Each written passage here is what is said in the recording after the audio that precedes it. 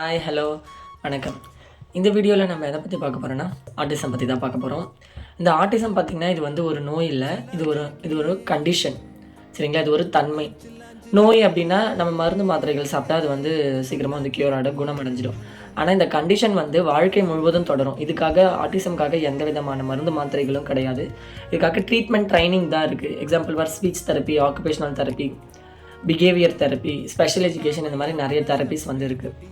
So இது எல்லாமே வந்து ஆட்டிசம் குழந்தைங்களுக்கு கொடுக்கணும். பசங்களோட ஃபீமேல் சைல்டை விட மேல் சைல்டு தான் அதிகமாக ஆட்டிசம் வந்து பாதிக்குது அப்படின்றத வந்து சொல்கிறாங்க.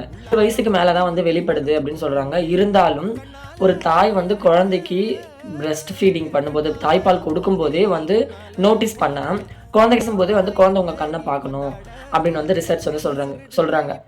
அந்த இயர்லி சிம்டம்ஸ் வந்து கண்டுபிடிச்சோன்னா இயர்லியாகவே நம்ம போய் அதை டயக்னோசிஸ் பண்ணி குழந்தைக்கு உண்டான ட்ரீட்மெண்ட் அண்ட் ட்ரைனிங் வந்து இயர்லியாகவே நம்ம வந்து ஸ்டார்ட் பண்ணலாம். ஒரு நாளைக்கு 100 குழந்தைங்க பிறக்கிறாங்கன்னா அதில் கண்டிப்பாக ஒரு குழந்தை ஆட்டிசமாக இருக்குது அப்படின்ட்டு ரிசர்ச் சொல்லுது.